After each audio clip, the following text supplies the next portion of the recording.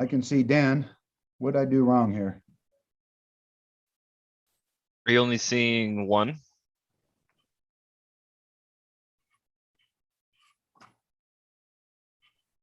Okay. Can you pull up the agenda? Somebody? Yes. 1 second here.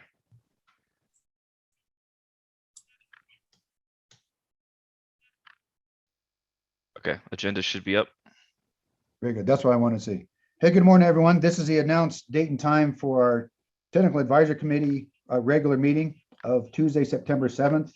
I do like to point out this meeting was rescheduled from last week due to lots of members attending the League of Cities down in the valley. So it was rescheduled for today. So I hope everyone has a copy of the agenda that you can see printed today and the membership. Do want to point out this is a virtual meeting. So we do have the TAC members, our panel members, and if anyone wishing to speak and is able to take part, you need to raise your hand. And I know Allison and or Daniel will monitor for the public listen in via, my understanding is YouTube.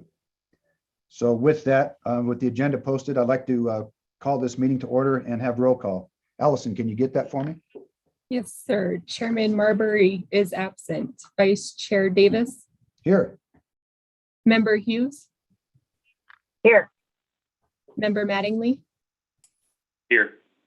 Member Cherry. Here. Member Latier. Here. Member Bondoc. Here. And the Prescott National Forest seat is vacant, but we have a quorum. Thank you, Allison. Item number 2 on today's agenda is the Title VI Policy and Meeting Procedures. Allison, I see you listed here. Could you introduce this item? Sure, I'll go ahead and read it. SIMPO complies with Title VI of the Civil Rights Act of 1964 and related non-discrimination statutes and regulations in all programs and activities. Members of the public may review the SIMPO Title VI plan and submit a self-identification survey by accessing the SIMPO website. As a reminder to those attending the meeting, please keep your line on mute until you wish to speak. And this meeting is also available for public viewing on the SIMPO YouTube page. So I would like to point out to people that are attending this meeting, as we mentioned, please raise your hand. We'll be attentive to that. I do like to show the courtesy of the TAC members speaking first, and then I will try to remind myself on any item we take action on today that I will request if there's any particular comments from the public that those get listened to. So with that, we'll move on to item number 3, which is a call to the public. Go ahead and read it. This item is to provide an opportunity for presentation of comments by the public on subjects not on today's agenda. Individuals wishing to address the TAC board need not request permission in advance and are limited to 3 minutes. Allison, Daniel, do we have anyone that would like to comment during this period that you can see? Not at this time, Norm. No. Very good. With that item accomplished, we'll move on to item number 4, which is consideration of possible action to approve the August 5th, 2021 regular meeting minutes of the Technical Advisory Committee. Has the tech had a chance to look at the minutes? Any comments? If not, I make a motion to approve. I'll second. all in favor, please indicate by saying aye. Aye. Aye. Any opposed? Aye. Aye. Aye. I'm a little fast there. Anybody opposed? Doesn't appear that way. So the motion passed unanimously. I might comment to the tech if we, on any items today, maybe I'd like to go ahead and have a verbal vote, but if we're having trouble telling with people chiming in, we may do a roll call vote, and Allison can help me with that. Moving on to item number 5, with that passing unanimously, is the executive director's update. Vinny, what do you have for us today? Mr. Chairman, members of the TAC, my only announcement that I have for you is last week I attended the League of Cities and Towns conference, and I was given the gift of the worst head cold, which I have today. So bear with me. I will attempt to get through our items on the agenda as best I can, but not doing all that great over here. So Allison and Daniel may bail me out at some point, but have mercy on me and we'll get through the agenda, but that's my only announcement.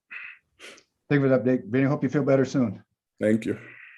Item number 6 is mobility management transit update. Vinny, what do you have for us there? We have the transit planner position posted currently it'll be closing this week. We have some applications in. Hopefully we'll set up interviews in the next couple weeks, get a transit planner on board to help with our efforts. That's the only update I have at this time, but I also like to give Norm and Prescott Valley a moment. If there's any additional updates on the 5307 program, Norm. Yeah, we do. We actually have an item coming up for our council at this Thursday's meeting to talk about purchase of vehicles and have an update. So we continue to move forward, and we're ready to send out our request for proposals, or RFP, for microtransit services. So that just got approved last, final draft form Friday. So we're moving forward. So looking for a more firm timeline coming in the next couple of weeks. And Norm, I would also pass on to you and Pedro, the Arizona Transit Association conference is coming up in October. If you're not aware of it, Allison can provide you both with information. In light of the efforts you're doing, it could be a very important conference for you both to attend with the other 5307s and transit providers across the state of Arizona. It will be in Mesa, I believe, Allison, October or November. I'm drawing a blank on it, but It's mid-November. Mid-November, Norm, we can pass that information on to you. But I know this is just an update discussion item. I wasn't aware that we're a transit planner. We're going to talk about that particular item later on in the agenda today, Vinny. I wasn't aware that we'd gotten approved for another position, or what the process is there. Is that administrative? That is an administrative thing. We've identified the funds, and it'll basically, I can give more of an update under item number 9, but it's what I presented at the strategic planning retreat with you all. And then number 9 would probably be a little bit better place to talk about it, if that's okay. Yeah, I just wanted to make sure that we'll vote on it then. You bet. If you have any other questions on transit updates, happy to take them. Thank you. Seeing none of anyone that would like to comment further, no notification. Moving on, item number 7, the Rural Transportation Advocacy Council update. Kevin Adam, I think I saw you're with us today. Yes, thanks, Norm. Hello, everyone. Right now, all the attention is on the federal legislation, and we are very close to moving a very significant infrastructure bill, which would include a very significant boost in federal infrastructure funding, plus a 5-year reauthorization of all the federal transportation programs. The bill did get out of the Senate. It was crafted in a bipartisan manner with the support of the president, which was all needed to get past the filibuster hurdle that's in the Senate. And ultimately, the bill passed 69-30. It's currently in the House. The House is no cakewalk either as far as getting bills through. If you were to compare the two, it is relatively easier than the Senate. So there is a lot of hope. The bill is being tied to the larger 3.5 trillion budget reconciliation spending bill that's being pushed. And so it's not entirely over the finish line, but it's certainly very politically viable. It would bring a significant amount of additional funding to the state. If you look at what was apportioned to Arizona in the way of federal highway dollars, this current year is roughly $800 million. The first year of this bill would increase that amount by about $170 million. There'd be an incremental increase every year, so that by year 5 in 2026, you're talking 250 million, or $250 million more than that 800 million that Arizona received this year. So this is all the formula funding. So the highway performance, the HSIP, STBG, the planning funding, there'd be an across the board increase to all of those core programs. There would also be funding for federal and tribal lands as well, an increase there. What hasn't been talked about nearly as much, but what is potentially going to be very significant, particularly for the regions and local governments, is there's also going to be a massive boost in competitive grant programs. So you would see increases to both infra and raise, programs that have been around for a while now. But then there's also 7 new programs, competitive grant programs that would be created. Everything for one that's specific to rural infrastructure. There's one for safety. There's a discretionary bridge. There's a supplemental federal and tribal lands. So there's going to be a tremendous amount of competitive grant opportunities. It calls for $105 billion over 5 years. So that comes out to about $21 billion a year in grant funding that would be available.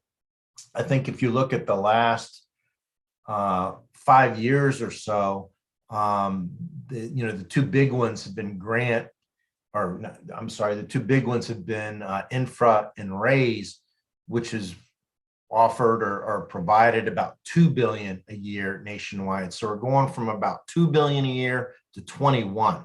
So 10 times the amount of opportunity with competitive grants. And of course, I think it'll take quite a bit to implement the new programs, as well as the additional workload on FHWA and FTA to provide the awards. So there will be definitely some implementation work that will need to occur. But if this bill were to pass, there's going to be a tremendous amount of opportunity over the next 5 years. As it stands right now, the speaker has indicated that she will call for a vote prior to September 27th. Current authorization ends at the end of September. So we are looking at kind of a time crunch, and there would be some concerns if this does get delayed. And raising those stakes a little bit, we're also October, we're looking at insolvency with the Highway Trust Fund. We have heard from US DOT that as early as the first week of October, if there's not an extension with additional funding, they're going to have to implement some cash management measures, because the trust fund will not be able to cover all of the reimbursements that would be requested from all the states. And so stakes are a little bit higher with this one. And we're hopeful that within the month, we're actually going to see a real big boost in funding for the next 5 years. Kevin, thank you for that. I'm a little confused, if you'd help me. The Highway Trust Fund needs to be reauthorized in October, this October? Yes, that is part of reauthorization. The trust fund needs to be extended, but the problem is for about the last 12 years or so, the permanent revenue streams that flow into the trust fund are only covering about 2/3 of the outlays. And so every so often, when the trust fund nears insolvency, Congress has had to go in and provide various one-time funding sources so that the fund can fully pay for those outlays. And we're at that timing where that is the case in October. If additional funding is not provided to the trust fund in October, going forward, they're only going to be able to cover about 2/3 of the outlays, or in this case, the reimbursements to the states. And so they'll put cash management measures in place that would limit the amount that you're reimbursed, but also the timing, I think there's a fairly quick turnaround typically when a state requests a reimbursement. When they're under cash management measures, they basically, I believe there's only 2 days in the month where US DOT receives funding from the Treasury. And so those reimbursements would have to wait for one of those 2 days. And so there's a delay. And then there's also potentially a limit in what the federal government can provide to the states. Kevin, help me. What's going through Congress right now? The 800 million that the state's supposed to receive. How's that different from the state trust fund? That's a Congress bill? There's two separate funding sources. So of course, at the state level, we're talking about state generated highway and transportation revenues. That's typically the state gas tax and the vehicle license tax are the two primary sources for that. At the federal level, there's the federal programs that continually provide funding to the states as well into the state highway program.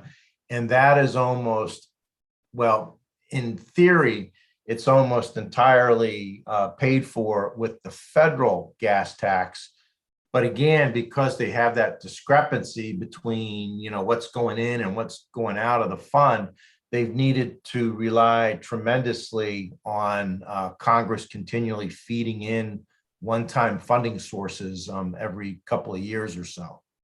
Is that what they're currently need to get done by October 1st? Is that what you were speaking? Yes, in reference to? they need to get that done.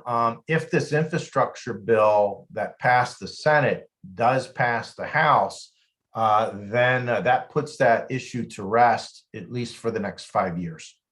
For the state trust fund. For the federal highway trust fund. Thank you. That's what I meant. Plus there would be an increase in spending.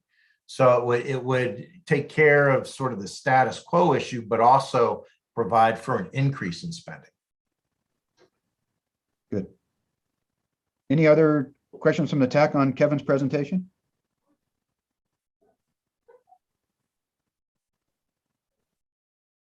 I see something in the chat box.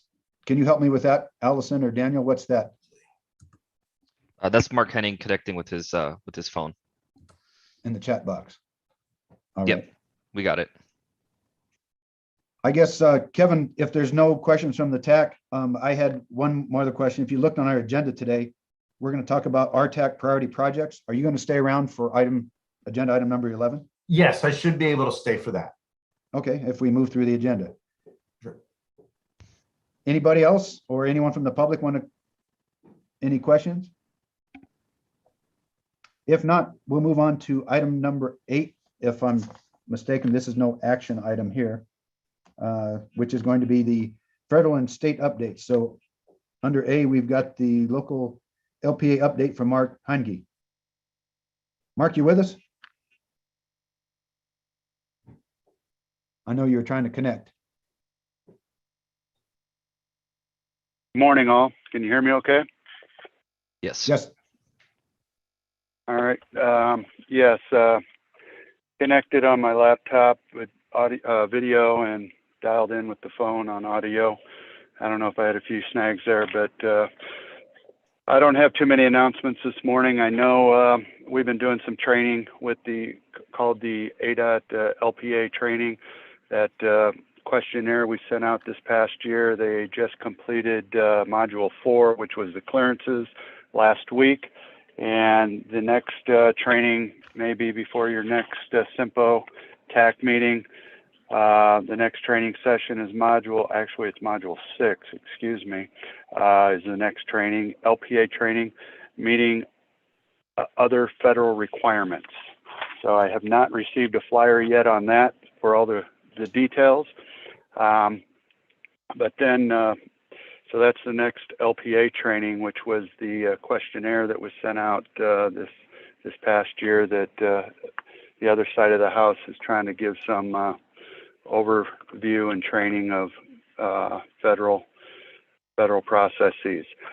This Thursday at 10 a.m., however, we will have our next Everyday Counts.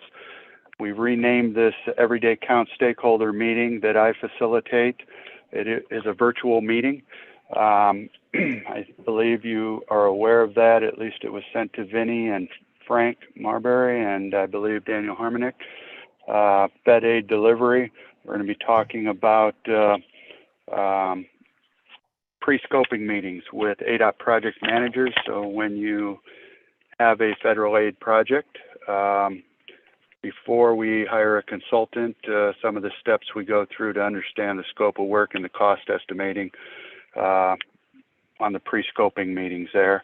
And then there will be an overview of lessons learned by one of our project managers, who's an in-house consultant.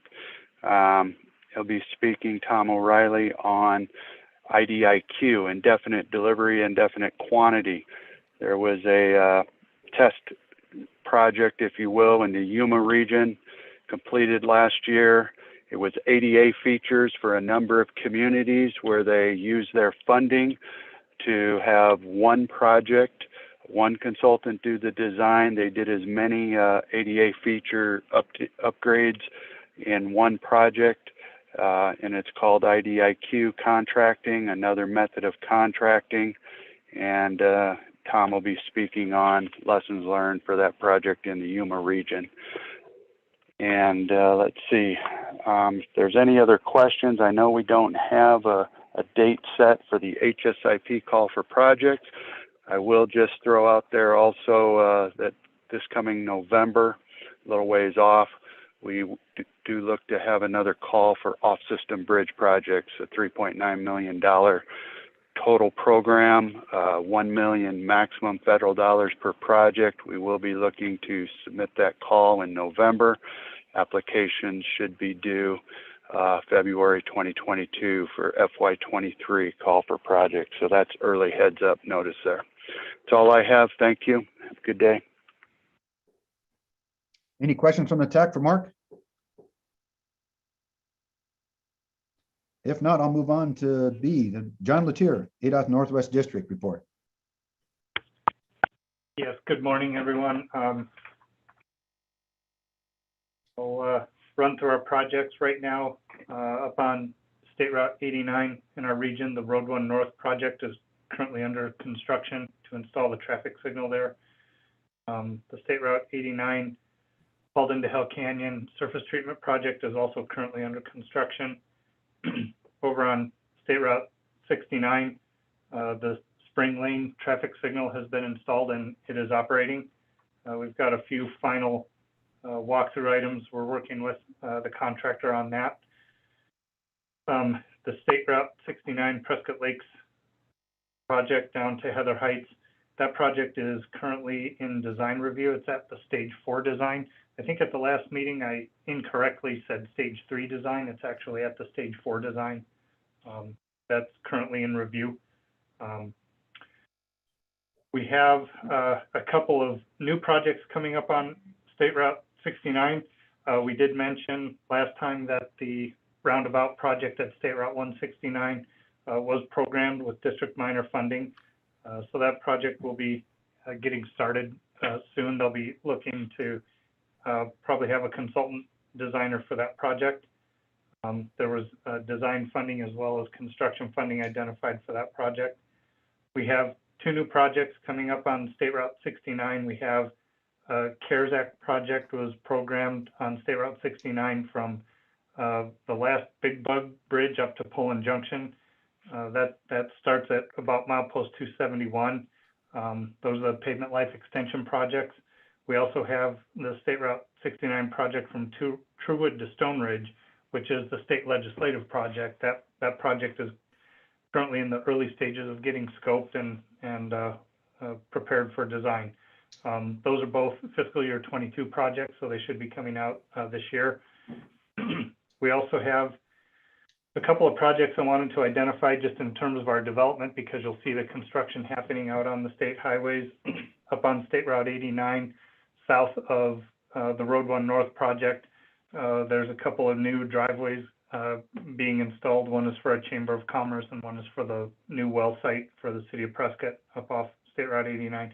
Those two projects, you may see those under construction. We also have 3 projects right now on State Route 69. The first project is at the Country Club intersection, the Prescott Country Club intersection, and at Fane Road, and that's for the new Maverick station. We've been working closely with that developer to get that design organized, and we'll be circling back with the town of Prescott Valley to get that finalized, and they should be going to construction, making some modifications to that intersection. We also have modifications happening at State Route 69 at Kachina Boulevard for the new RV development that's going in there. We're also working with a developer at the intersection of State Route 69 and State Route 169 for the bungalows project that's going in there. We're in final design review with that developer on that project as well. So possibly coming into the fall time, you should be seeing construction on that Maverick and on that bungalows project, both on state highways. John, if I could comment for town of Prescott Valley's interest. Yeah. My understanding is the Maverick plans had gotten approved and you're saying the off sites and ADOT right away? Yeah, actually the permit was issued, and then we found an error that had to be corrected in the design. So we basically stopped the work within the ADOT right of way only until we got that design corrected. And then we're still waiting on the, I guess I'm calling it the PV rentals there at Kachina. That's offsite improvements there. There's really not a lot of work there though, is there? Correct. It's mostly on that kind of that north leg of Kachina. So you'll see very little impact to the traffic on State Route 69. And that's still in review. And then of course the 69, 169, that's kind of a big one there with Village Way. That's still in design review too. Yes, we've had a few different iterations with that design consultant. There's a few final details we're getting worked out with them. They're going to have 2 different permits. One is to do the work on State Route 169. A separate permit will be for the work that's on State Route 69. They're actually going to have a 3rd permit for the sewer force main on that one. That'll be a separate issue away from the highway. Tell me something too, John, from my own. I know it's been a priority. We're going to talk about it in an agenda item later about the 69, 169 roundabout. You mentioned Yes. that there's district minor funding to start the design. Do you have any timeline of what that's going to be to secure the consultant and when they can get plans done? Yeah, I don't know a timeline on that. That's just getting started. We just found out a few weeks ago about the programming for that. Okay, so we said we're going to do the design this current year, which we just started. So I guess I would appreciate if that gets determined when we could put someone on board as it relates to maybe the actions we need to take as a TAC with the roundabout of whether or not we're going to look for RTAC funding.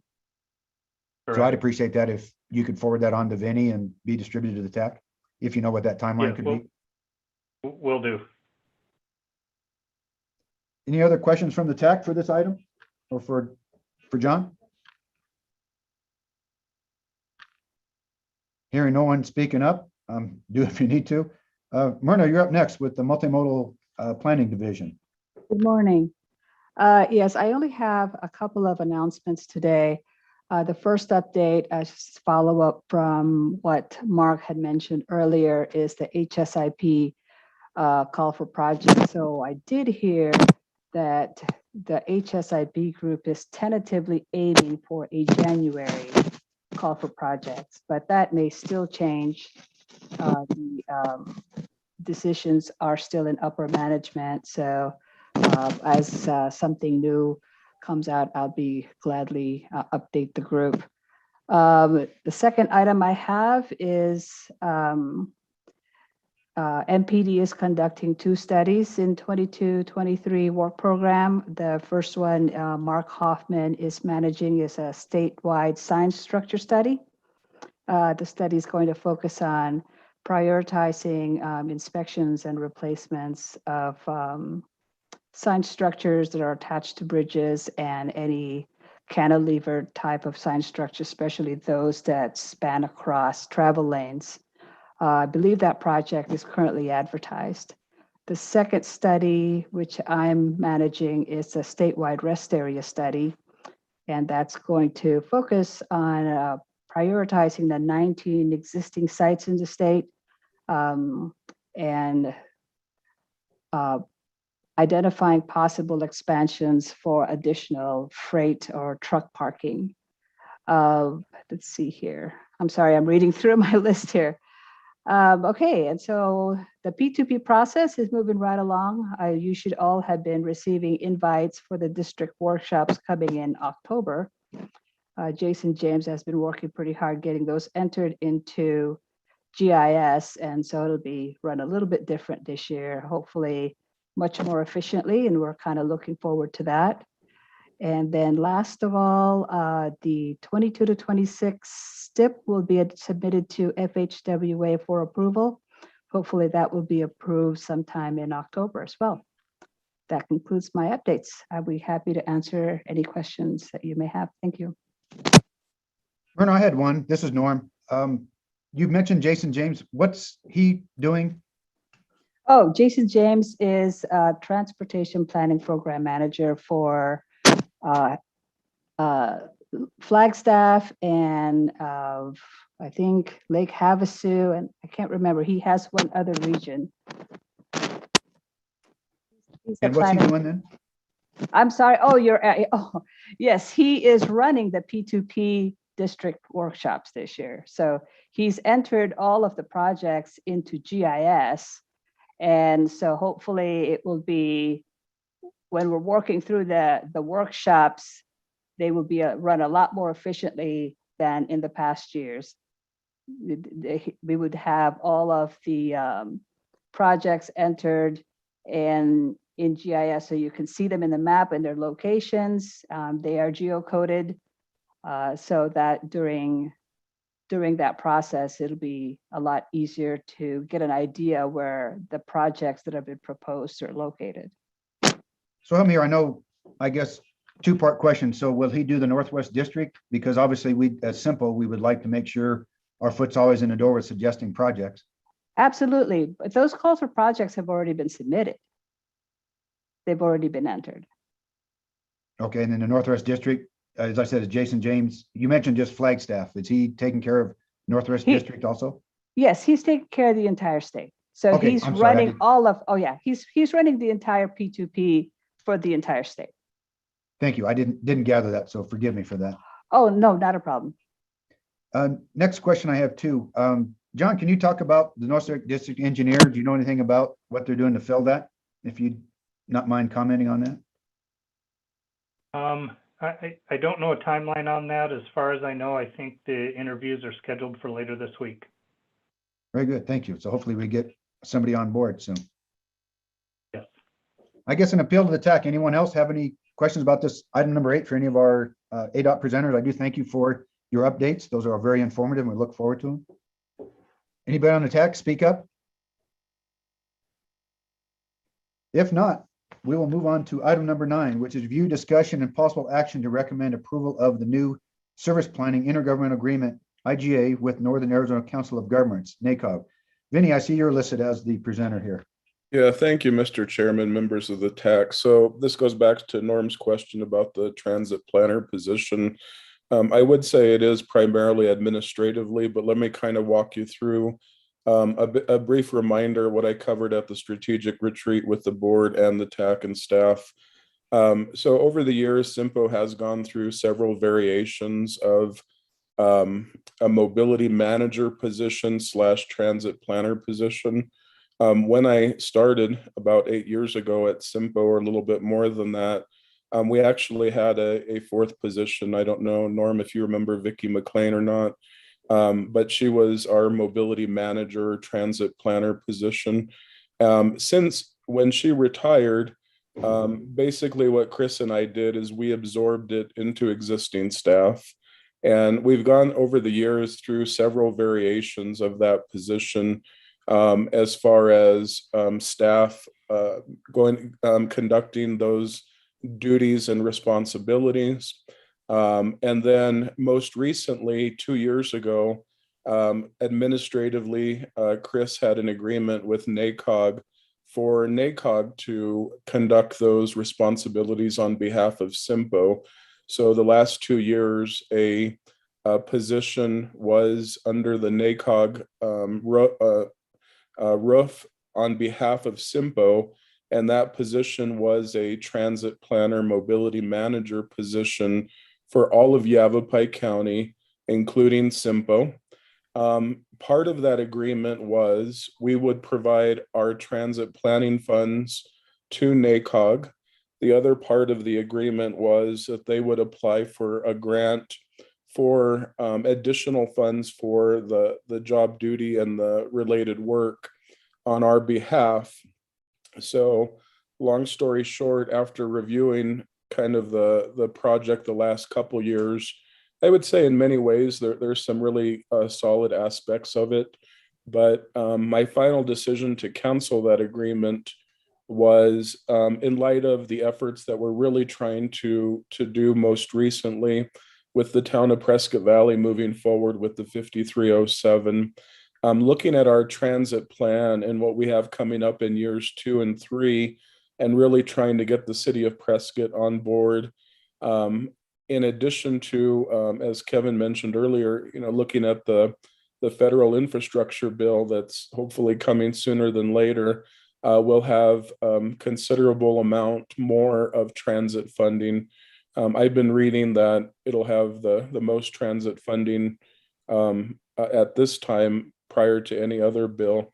So with all that in mind, I thought, it would be really smart for us to dedicate, again, a full-time position. So the agreement you have in your packet basically is reversing the agreement we have with NACOG so that we will house our position in the SIMPO office for this transit planner mobility manager position. We will retain our transit planning funds, which we were giving to NACOG, and we will also be able to use the 5310 grant for mobility management, which NACOG was awarded on our behalf. So those are the highlights of it. All that to say that that will allow, again, a fourth position to be focused on transit planning in the SIMPO planning area. So with that said, happy to take questions or comments on what I presented or the agreement. I have a question if I could. You bet. Vinny, on page 23, you see listed there, the funding is a NACOG 5310. That transfers their money to help fund this position? That is correct. And then of the transit planning funds, how much is that per year, Vinny, that we were given to NACOG? Allison, correct me if I'm wrong, we're at 70,000, is that correct? Yeah, roughly 72,000. 72,000, Norm. And then we'll be getting that grant of 50,000. And then we'll be able to make application next year. They're typically awarded, I think the full amount, Allison, we figured is 92,000. Is that correct? 90, yes. 90,000. So I guess, Vinny, I didn't see it listed there, but the planning dollars, that's listed somewhere in the body of this document that's 20 some pages long, that where it cancels what went on in the past to now our transit funding now comes to SIMPO. So as you mentioned, everything's reversed. So I'm looking at maybe the neighborhood of $125,000 will be able to fund this particular position. Yeah, I would say the primary funding source, the sustainable funding source will be our 5305D, D as in David, that's the 72,000 a year. The supplemental funding for it will be through the 5310 program, which is a competitive grant, which we've received in the past. And we would be able to apply for those funds for the position also. Is that a year-to-year grant, Vinny? I'm always sensitive. Where I'm going with this is making sure that we, don't take existing planning dollars to keep a transit administrator funded or a transit planner funded. Yeah, and I appreciate that, and I expected that question to come up. So I would say the position will be paid for fully by the 5305 transit planning funds. That's how we've outlined it in the tip. So it's not taking away from any existing programs at this point. My hope is, I guess, the gravy of the conversation, Norm, will be that the 5310 will be awarded to us as it has been in the past. If not at 100%, at 92,000, anything even partial will more than cover what we need at this point. But at this point, there's no impact to the remaining transportation program. Vinny, for the record, I just want to qualify for Prescott Valley's interest. You know, we're using CARES Act funding for our microtransit system, which, if we recall, neighborhood $3.5 million came to the SIMPO. And of course, we've been awarded a direct recipient status from the FTA, and we're waiting for the governor to just endorse that. That process is in place. So you had mentioned it's 5307 funds we're capturing. I can't say with confidence that we're going to capture at this point, as part of our microtransit program, any 5307 funds that come to Prescott Valley, because that's matching funds.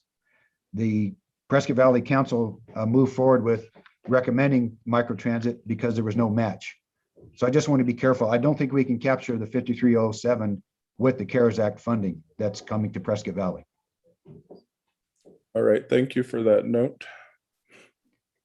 And so, as I mentioned, we want, you know, and keep in mind, we've tried to stay in contact with, you know, for the rest of the TAC, that CARES Act money that came for transit, we didn't see any appetite from the city of Prescott nor Yavapai County to say, okay, that could be a portion to us. They said, great, Prescott Valley, do your grassroots effort to start microtransit. So just want to make sure that TAC's very clear that if there's any gobbling up of money by Prescott Valley, it's really, I was, you know, the town staff was directed by our council.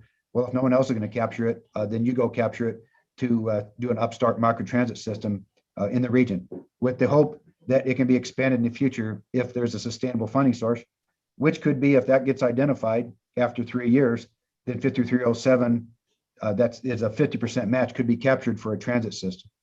So Vinny, I'm encouraged that if we have a transit planner, that will be able to assist Pedro's effort here, however that is, to look at expanding the system, because I know at times I've been careful that we want to make sure the system works first, you know, in a controllable manner in Prescott Valley before we look to expand.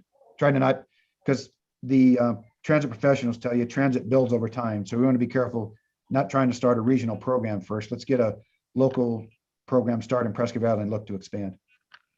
Thank you, Norm. And my intent for the transit planner position would be exactly what you outlined and some other duties, but first and foremost, as a planning organization, to be able to help you to plan, looking at the operations that you've talked about. We want to be able to supplement the planning efforts. We want to be able to support that. For me, it's going to be critical, and I know you mentioned City of Prescott, but we really do get them to the table.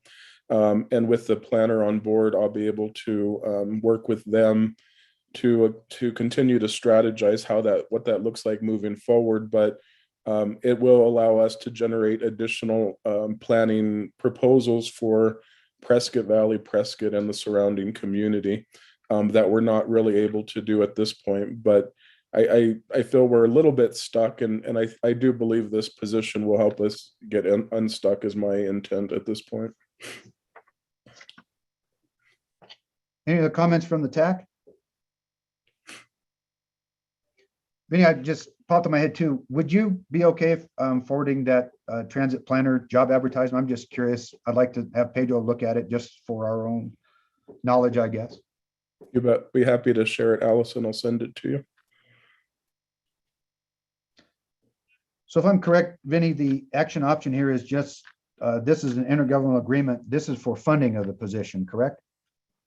Hiring the position is largely administrative, and you've gotten that nod from the executive board, because I want to be clear, it doesn't look like the TAC is recommending the hiring of the position. It's just more of the funding source for the position.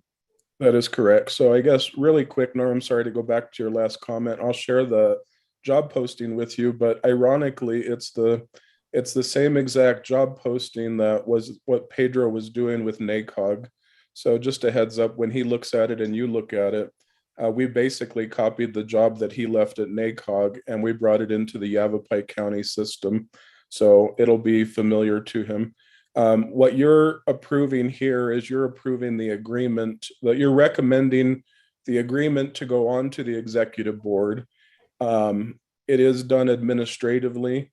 However, the funding is not necessarily, even though we reference the funding in the IGA, the funding that you're talking about will fall under the tip that we'll cover in a few items and the work program, Norm, but this is just the IGA at this point. Any comments from the TAC? Is there a motion? I'll make a motion to approve or send.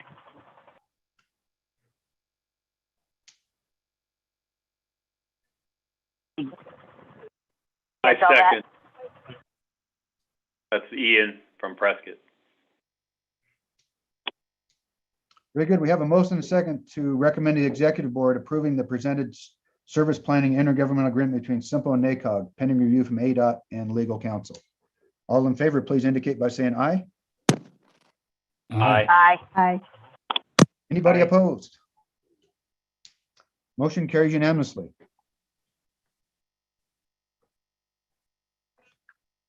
Moving on to item number 10 is review, discussion, and possible action to recommend approval of the resolution 20-21-01 for the Rural Transportation Advocacy Council, RTAC.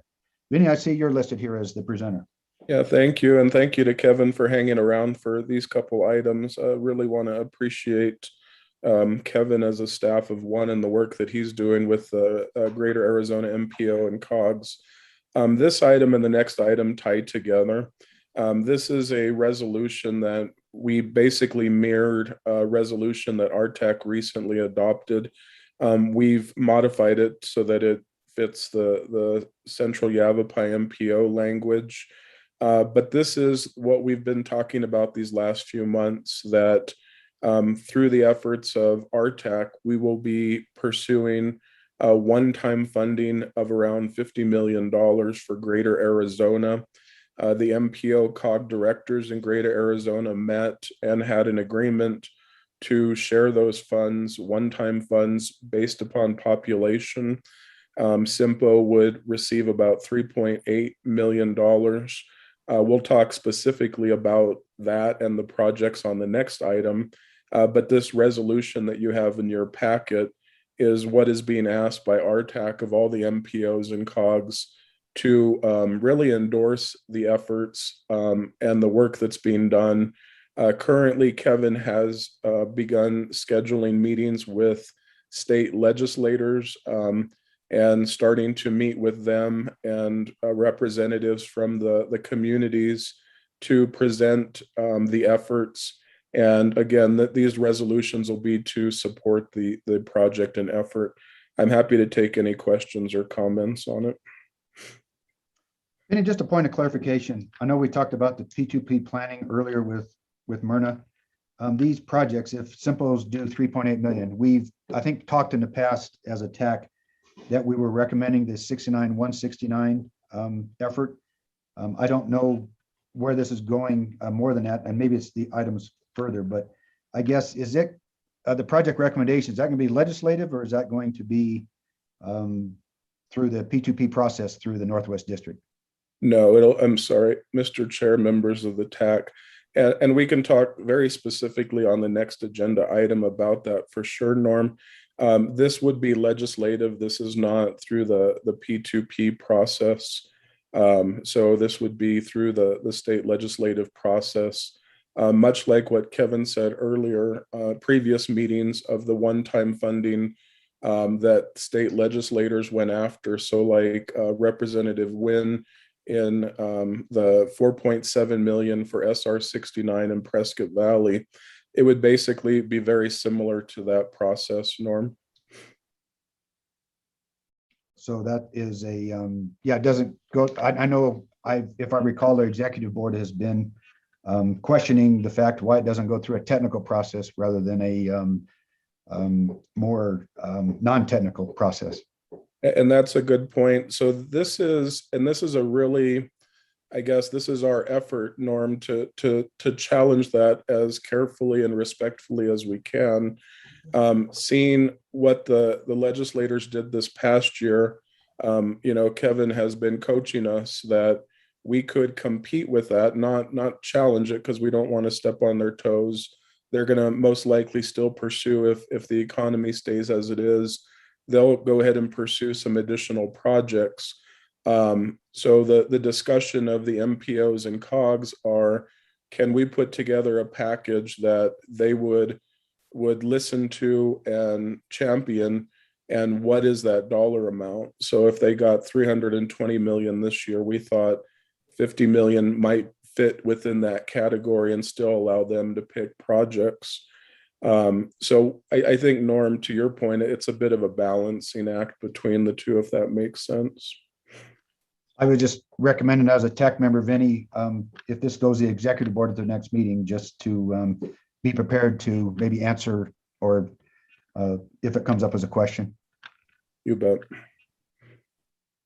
And I'll get into specifics about the exact projects on the next item, but this one is just the resolution to give to our TAC to show our support as a region. Any TAC member have any comments? Any member of the public? Seeing none, I'd entertain a motion.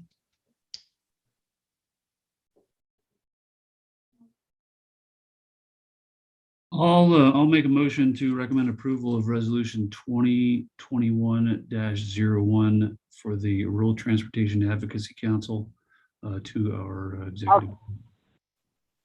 I'll second that, John. Any further discussion? If not, all in favor, please indicate by saying aye. Aye. Aye. Aye. Aye. Any opposed? Looks like that motion carries unanimously. Moving on to item number 11 is review, discussion, and possible action to recommend approval of the RTAC priority projects for the CYMPO region. Vinny, would you take this and give us some background, please? You bet, Mr. Chair, members of the TAC. So I'm going to have Daniel pull up the projects up on the screen here. As we do this, I would like to, and when I first introduced this idea my first week back in March, I want to remind the group, this is really important, and I remember Dan Cherry supporting me on this, but this is a unique effort. This isn't going through the P2P process. To Norm's question, this is going through the legislative process. As I mentioned just a moment ago, Kevin is lining up meetings with the state legislators to see if they would support this.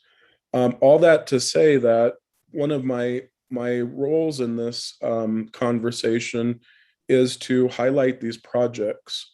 And in highlighting the projects, I've tried to encourage you all as best we can as, what are some good projects that we would be able to show to Senator Fan and our two representatives and say, look, these projects have been identified by the local MPO, the process priorities. And so I just want to keep that in mind as we go through this, that there is a bit of a sales job that needs to happen. We're doing it now. We're going to do it at the Rural Transportation Summit in October. We will have a SIMPO presentation highlighting these projects. So again, not the P2P process, but legislative process, and a bit of a sales job, at least for me, to our legislators. With that said, please remember when you last saw this, what you identified as the number one project was the 69-169 roundabout. And at that time in March, ADOT Alvin had put in for the minor district funds. In light of that seeming very positive to be awarded, you all came up with a plan B, and plan B was the 89A on-ramp construction project and the adaptive traffic signal implementation. So what has happened since then? The roundabout minor district funds have been awarded. In talking with ADOT staff, there is concern that the award amount is not adequate enough, that it may come up a bit short. So we need to be mindful of that the dollars awarded for the project, and John Latier, I forget the amount, was it 3.3 million or 3.8 million? 3.3 for So construction. 3.3 is what's been awarded. There is concern that they may fall short. So I'll get to that in just a moment. The adaptive traffic signal planning efforts that are underway, as you all have been tracking, at least the way that I'm seeing it is the adaptive efforts that maybe we initially thought when it started may not be applicable to our region. However, credit to the locals to finding some deliverables. I know Norm is doing traffic counts and some other things. So there will be deliverables, but maybe not on the scale that we initially thought. So what we've come up with is this is a breakdown for the $3.8 million. Number one, again, is that 89A on-ramps. Keep in mind, we're in the beginning stages of that planning process. So it's very difficult to tell what alternative you all are going to end up supporting. Last I glanced, it was that alternative, the second one, and I think that was around $5 million. So the $2 million that would be put towards the 89A on-ramp construction and design would be to partner with ADOT. So, if the project ends up being $5 to $6 million, SIMPO would put about $2 million towards that project.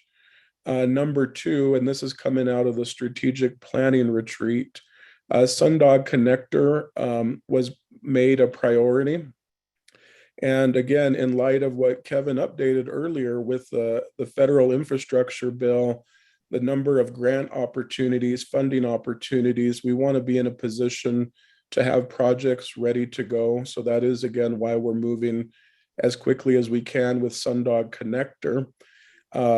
One of those ways to position the region is to have some design commitment by the locals. So if that design for that project ends up being around $3 million for a $30 million project, we've identified $1 million for design.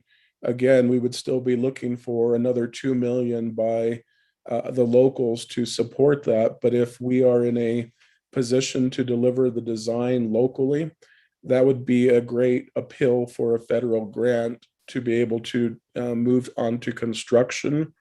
The last two items on here, the SR 69 Urbanized Corridor Master Plan, 450,000. This is currently in our tip for next year. The reason why I put it on here, if we were to get the money here, this would allow the tip to move up 1 year. So if we were able to be funded for that master plan through this one-time funding, we would remove it from the tip of next year, and we would basically advance the tip by 1 year. So 89A, Great Western, and so forth would all move up 1 year. So that would be a positive. And then the last item on here is the roundabout, just penciling in some additional funds of $400,488 for, again, as a set aside to support if the roundabout does come up short. To Norm's point earlier, we don't know where that roundabout dollar is going to be, so it's really hard to gauge and to guess.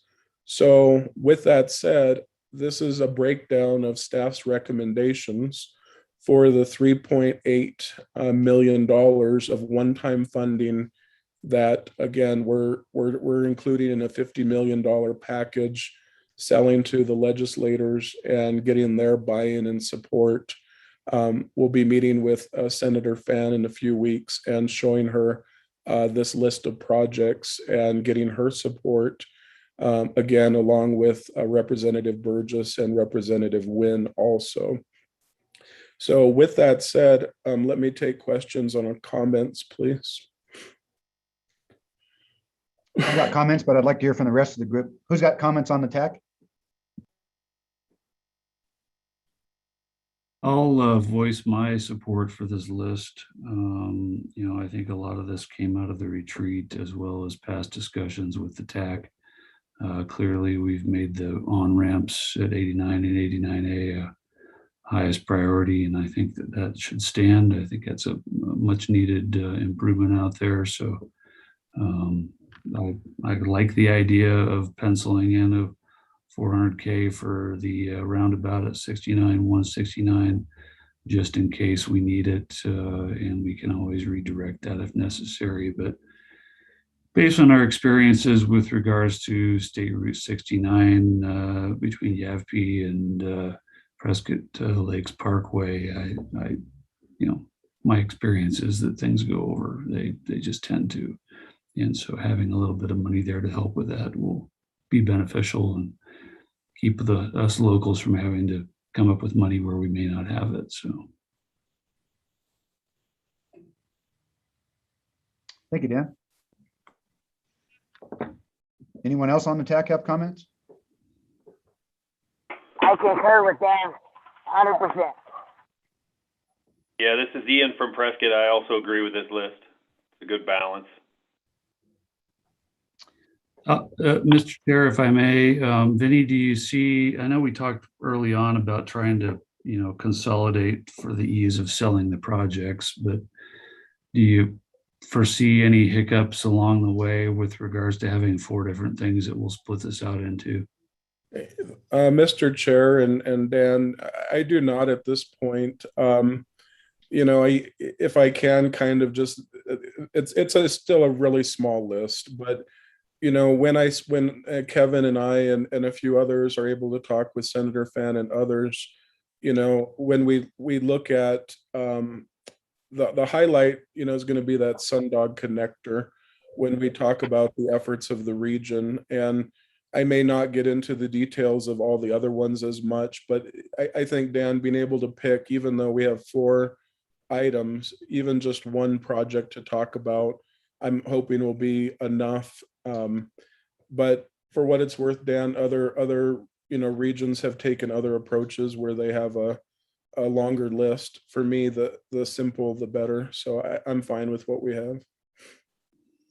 I'll say that we've been a part of the NACOG discussions as well. Roger McCormick, my assistant director, has been active in that.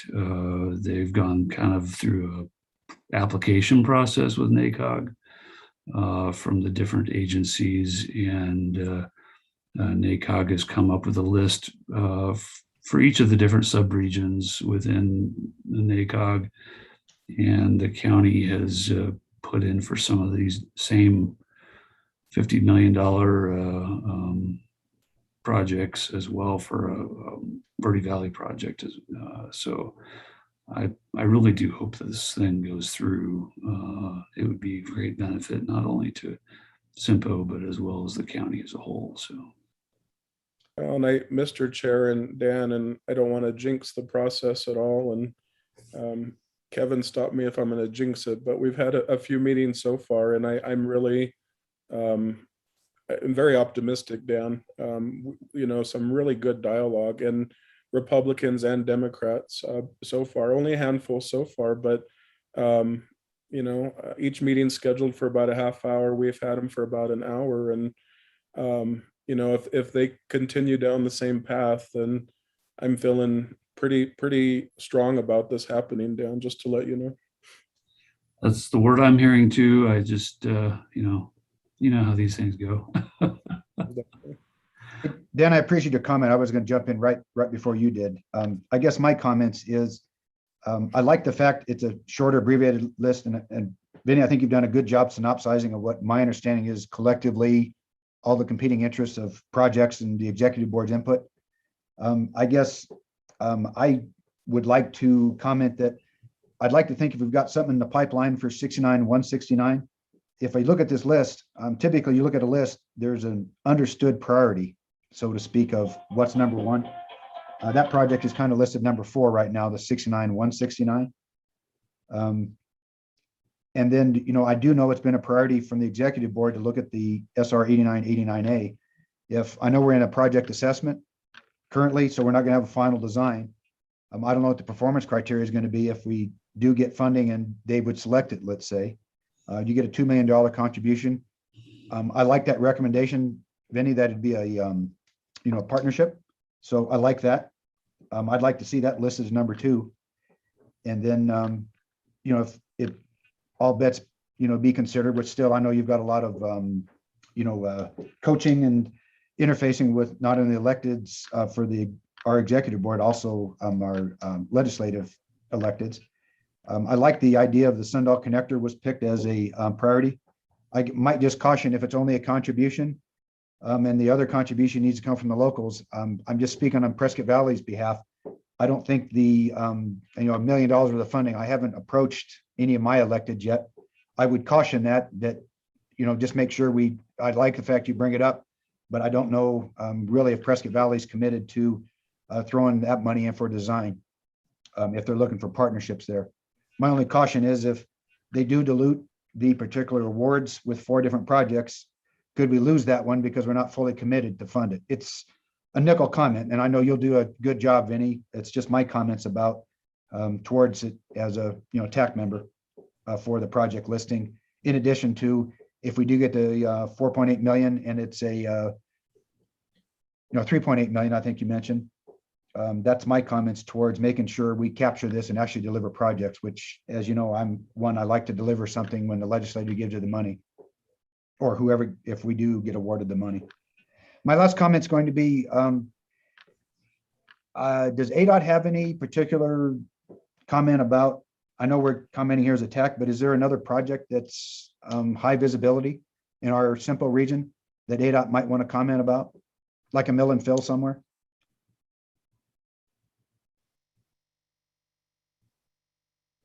No, None? off the top of my head, I can't think of anything right now, but I can make a note to look for something or try to have something identified.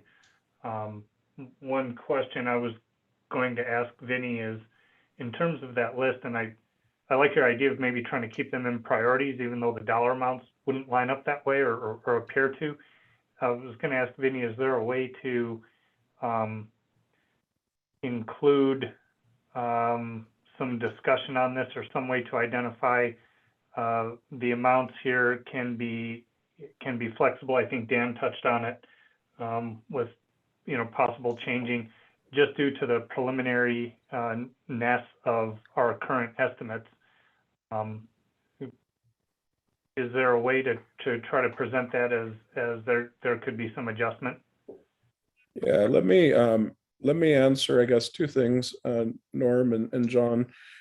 We can definitely reorder it. I like both of your comments on visually of looking at it in a priority to the region. So we'll go ahead and change that.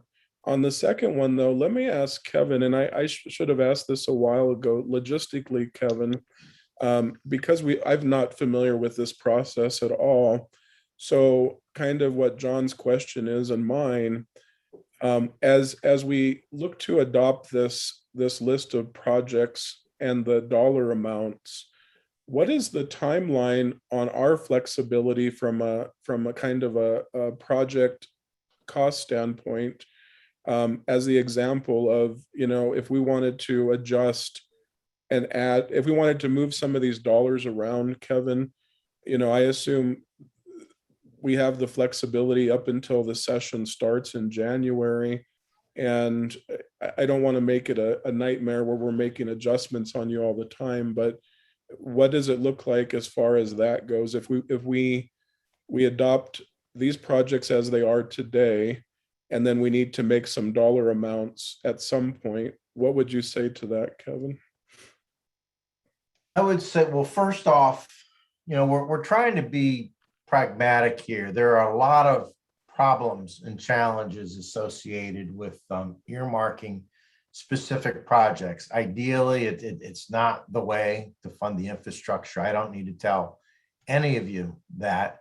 But if you've watched the legislature over the last 5 years or so, that has been the only way that they've essentially added funding to the infrastructure is through earmarking. So we wanted to take advantage of that. And while this still doesn't jive with sort of your traditional programming, we do think that it's at least somewhat of a compromise in that the transportation planning organizations are able to at least vet and prioritize which projects get earmarked.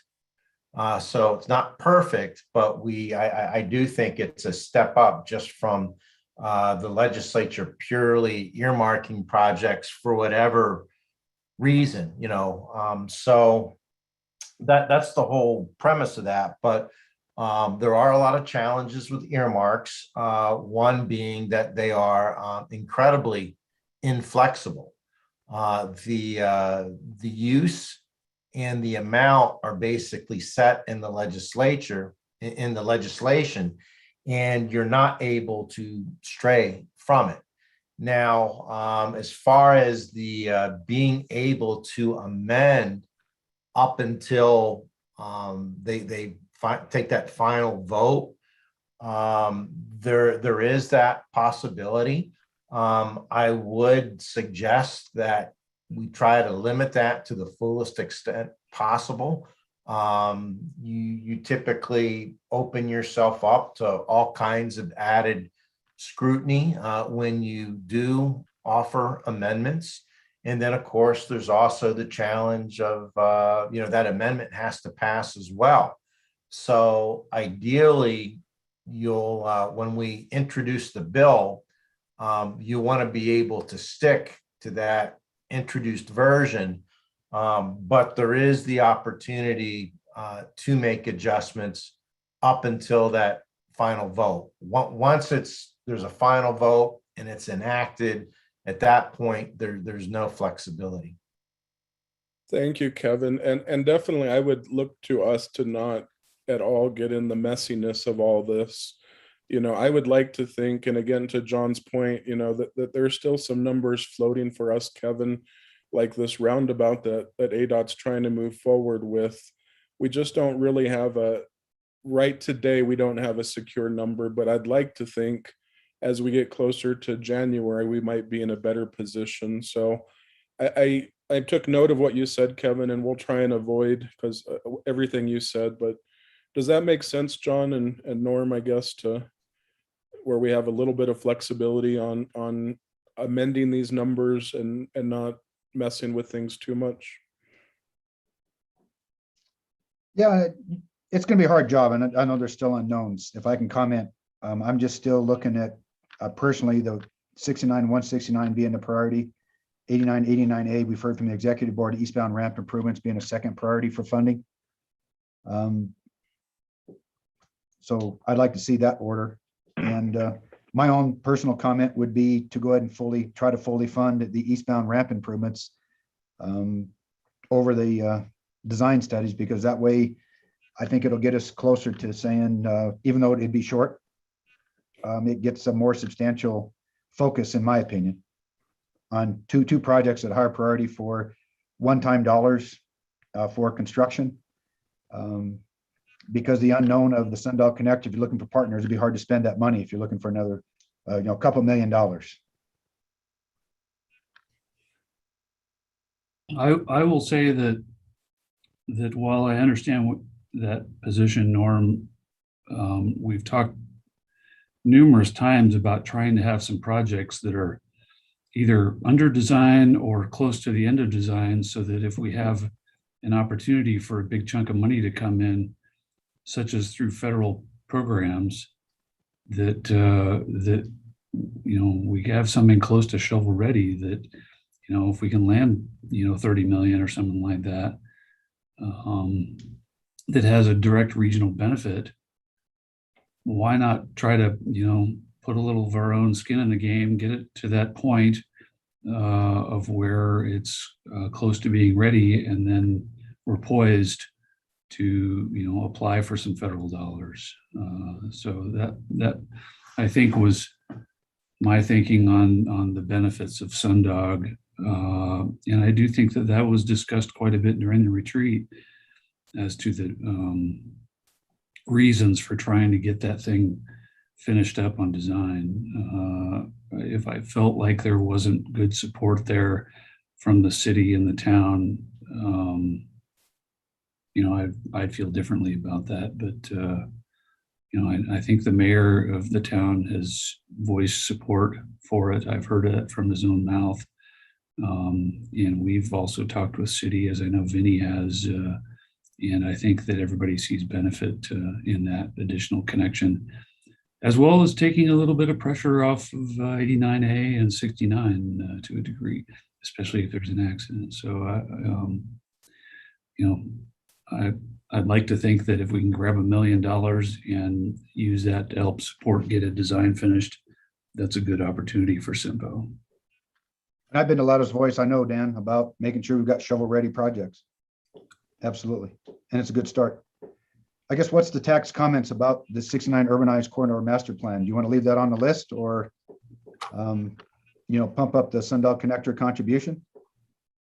Not to get too diluted, I guess, to try to get the goal of maybe, maybe 50% or, 50% of the funding for the Sundog connector. Any discussion? I think Vinny be looking for some direction. I wouldn't object to splitting that 3 million between the on-ramps and Sundog into $1.5 million each. That would not hurt my feelings. And then if that comes up a little shy with respect to the on-ramps, I suspect it will be an easier sell for the county to contribute on the on-ramps if we are called upon to assist, as we so often are, using regional road dollars. And thanks for that comment, Dan, because I do know I've heard myself, it's really a priority with the executive board. Correct. And that's what we're all trying to be mindful of. I appreciated the retreat, Vinny. Great job putting that together, because I got a lot of the direction up to date from the members, the executive board members. It was a good process. Thank you, Norm. And I'm sorry, Dan, will you clarify it for me? Yeah, sorry, it was kind of muddled. I apologize, Vinny. So I think what Norm was getting at was, if we could maybe get closer to half of the Sundog dollars as opposed to a third coming in from this $3.8 million, that might make an easier sell for the local jurisdictions to come up with the remainder. So with that in mind, if we took the 2 million that we have identified for the on-ramps, shaved $500,000 off of that, moved it over to Sundog, so that you had $1.5 million for the on-ramps and $1.5 million for Sundog. Am I on the right track here?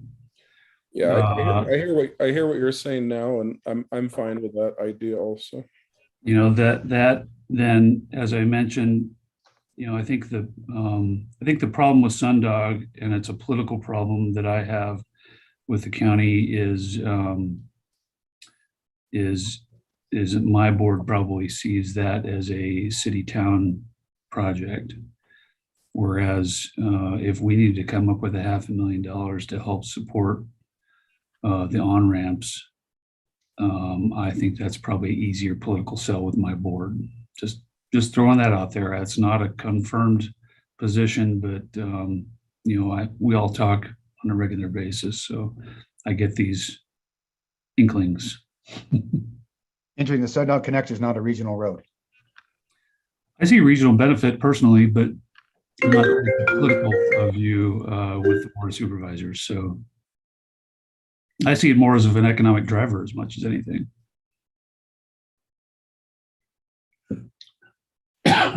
And to be clear with the TAC at this point, Dan's recommendation is change 89A to 1.5 million.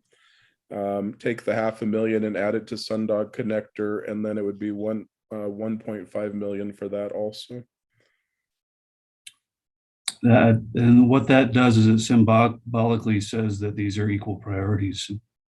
So if people have an objection to that, I'd like to hear it. And the board may feel different, the executive board may feel differently as well. As I'm trying to do the math here, if we drop the 69 urbanized corridor, you pick up 450,000. And if you put that towards the Sundog Connector, that's 1.5 million. Vinny, you mentioned to drop 89A, 89 on ramps back to 1.5 million or leave it at 2. I made that suggestion, not Vinny. Sorry, Norm. Yeah, Dan's recommendation did not include cutting the master plan. I think, Norm, you're asking the question, but Dan didn't say to cut the master plan. I will say this, that if you cut the master plan, and I know that was, am I correct that the master plan came out of the voting for local projects and things like that at the retreat? Is that correct, Vinny? Yes and no. And again, the idea of this, again, we do have the funding for this in the tip for next year. So just a reminder to the TAC that the idea is if we were awarded these funds, we would basically just move everything in the tip up by 1 year. So Great Western was scheduled for what, 2 years from now, that would move up to a year from now, and so forth, or 3 years from now. So everything would condense up by 1 year. So if you leave it in, it will let us move the tip up, condense the tip, or if you take it out, then you can put it back into something else on here is fine too. I wouldn't mind hearing from John Latier in regards to the 69 urbanized corridor master plan. John, do you have thoughts on that?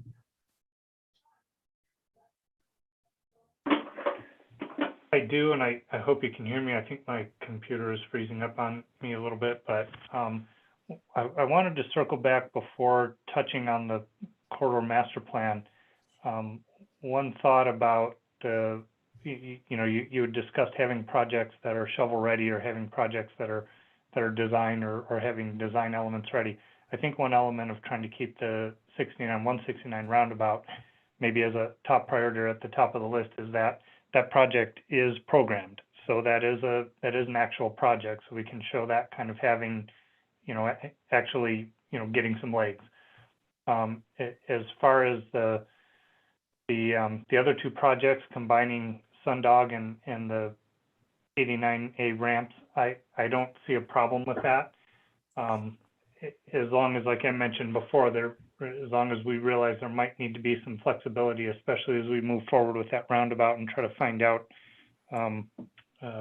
make sure we get a little bit more accurate idea of what the estimates are that we're talking about, especially between the roundabout project and the dual entrance ramp project, because there still is a pretty significant level of uncertainty there. But to answer your question about the urbanized corridor master plan, that's something that if it were on the list here, I don't see a problem with that if it were to be funded. I think, like Vinny said, the advantage to that is it moves it up a year. If we remove it from this list, it's still in the plan for next year. So I'll leave that up to the TAC. That one, to me, I think it could go either way. But one item might be, if, like you'd mentioned before, if it were removed from this list, then we look like maybe we have a little more concentrated idea for those dollars. Might make an easier sell politically at the legislative level. It was more concentrated, Dan, with 3. Yeah, if it was 3 instead of 4, I mean, I don't know how many projects Kevin's going to have to be talking about to a wide variety of elected officials, but less is more sometimes. So another thing too, to see a list like this and projects being funded, to look at something like Sundog Connector or dual entrance ramps or the intersection improvements, those are physical improvements, and those kind of realize benefit a little bit sooner. You know, funding a master plan might kind of look more planning level. And I think if when you look at the type of projects that were recently awarded with the legislative, like with the pavement projects, you know, that I think that kind of funding is looking for more immediate type results or more immediate improvements. And I think if we have projects listed that actually have an opportunity to realize benefit, I think that might show a little better as well. And if I can comment on that, John, I definitely fully agree with you on that. In light of that, what I would recommend from a staff standpoint is I would recommend still keeping 69 on here, realizing that this is number 4 on the list, that in the next few months, if we need to revisit this, this is the first project to go, or this is the project to kind of get carved out of.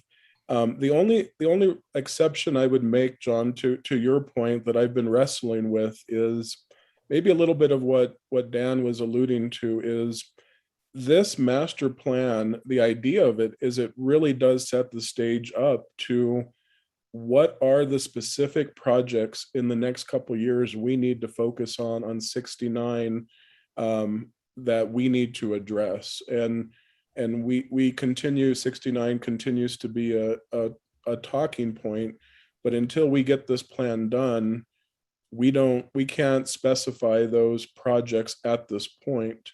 So usually I would agree with you, John, on everything you said right now, but I just think it's critically needed in order for us to be able to identify projects. And 69 will be a very easy conversation, if you will, with our state legislators because of their familiarity with it. So to me, it has a little bit of an exception. With that said, though, I would say we just leave it here and know that in the next few months, if you guys want to circle back with me and we need to cut it out, we can easily do that, I guess would be my recommendation. I was trying to be careful with that comment. Ian, I haven't heard from you yet. Can you weigh in? Yeah, I appreciate what Dan's doing with the suggestion to move the money, especially since he knows kind of, you know, what the leadership of Yavapai County is kind of feeling. I think I heard some of those comments from Craig Brown at the meeting, just kind of his thoughts regarding Sundog and the purpose of it. If it's all left the same and we were to even those up to 1.5 million and 1.5 million, I think that would make it easier for us to, you know, obviously that lowers the amount that the town and the city or the city has to come up with to make the Sundog design whole. I do think that there's value in the 69 master plan, at least at some point. I'm good with retaining it and doing what Vinny just said. But I do think that Sundog should be left in there and is important, and it's a regional roadway, and we need to get to it somehow. We need to keep it moving, and it's a big project that could be funded if somehow big funds come available. So at this point, I would support leaving all 4 and making them even at 1.5. And if then we pull money from 69, maybe it goes back into the 89A construction. Those are my thoughts. Sorry, Ian, I'm not following you. If you want to keep 69 in, you can't pump up Sundog Connector to 1.5. Well, you can if you do what Dan said, which was move $500,000 from the 2 million that was in the 89A. I think that's what Dan originally was doing. Correct me if I'm wrong, Dan. I thought that's what the original idea was. That was my thought, where you kind of create a 1A and 1B. But then of course we've diverted into this discussion about the value of the 69 study. So I'm honestly, I can see it going either way. And really this is, you know, partly driven by Norm's statement that, you know, if we could get maybe half of that estimated design cost for Sundog covered, that it might make for easier sell to the local jurisdictions. So that's really the impetus behind this, in my opinion. And I, then and kind of what I said was, if there's a need for making that up somehow, I'm thinking, what's going to be an easier sell for me to my board with regional road programs. So.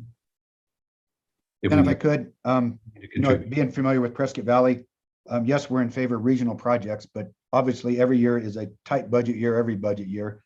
To fund a regional road, I don't think we've done it really. That didn't land in Prescott Valley proper. That's just us having to, stretch our dollars for a maintenance budget that really never seems to keep up, and you're always competing for dollars. So that's why I made the comment that yes, it would be supportive of regional money coming. Then let's support in what would be, in my opinion, a regional road. And that's why I was in favor of, funding it at half, because yes, that's Prescott Valley support for the money that's coming here, but to come up with new dollars, don't know. Obviously, I can't speak for the council, but we haven't done it before, in my understanding.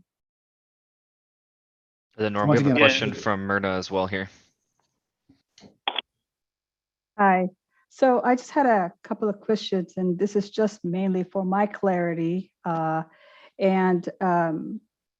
So there's 3 million that's needed for design for Sundog connector. So if you add 1.5 million from the Simpo region, where do you foresee the other 1.5 coming from?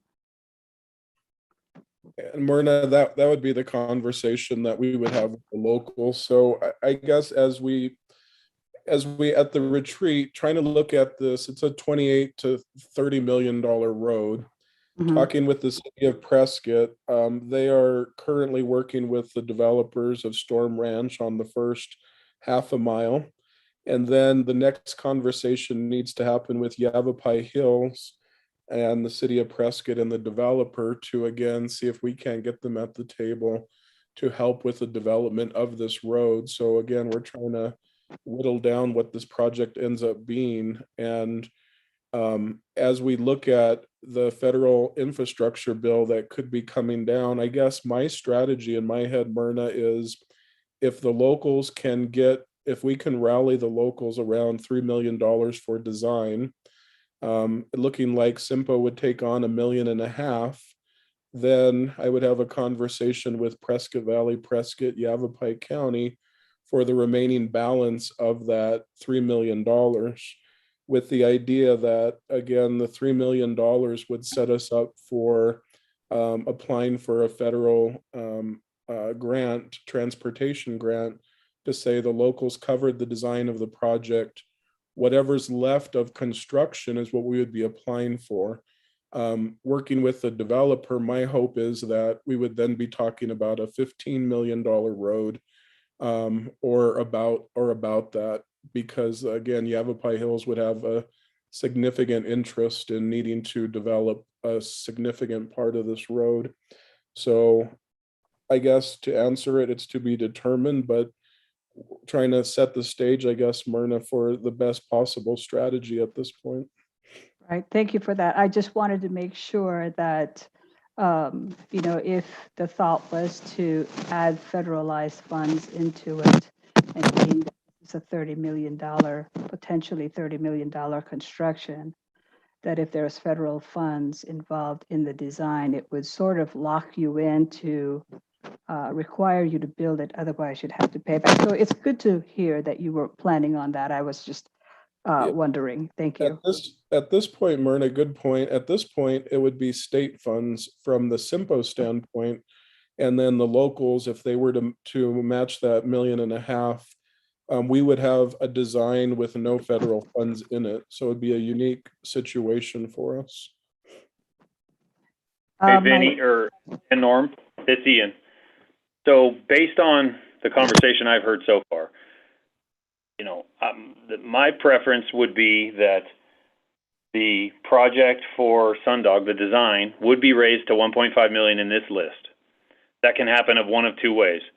Either we remove the 69 urbanized corridor master plan and you move that 450, about 500,000 over, or you could remove or reduce the 2 million from the construction of 8989A with the thought that what Dan has said is that it's going to be harder for his board to support maybe Sundog at some level, and they might be able to then make that whole, the 8989A. That would be an easier sell for him.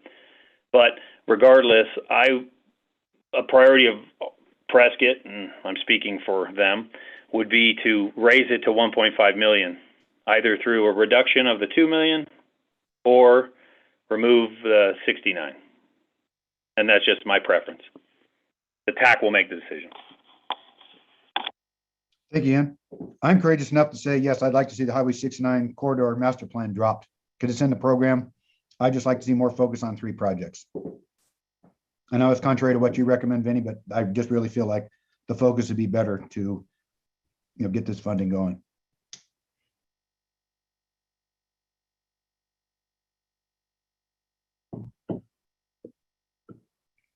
Any other discussion from the TAC?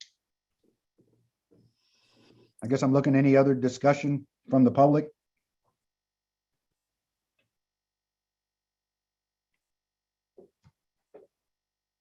So what I've heard in the past was a prioritization of the projects. That would be how they look at the list. I do know there's a lot of work to be done with the legislator or even our local legislative members. Kevin Adam has a lot of work to do, but I'd look at a motion to, because I do know that looks like the action option talks about a priority list of these 4 projects. And then once again, whether or not the funding level, I guess I'm looking for a motion from somebody, prioritize the projects and the funding level for each, and or if something gets dropped. Mr. Chair, and Vinny, do we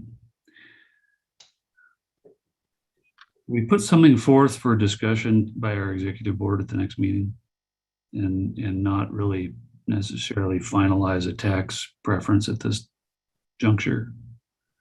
Is that of value, or we're not really pressed for time on this at this point? Yes and no.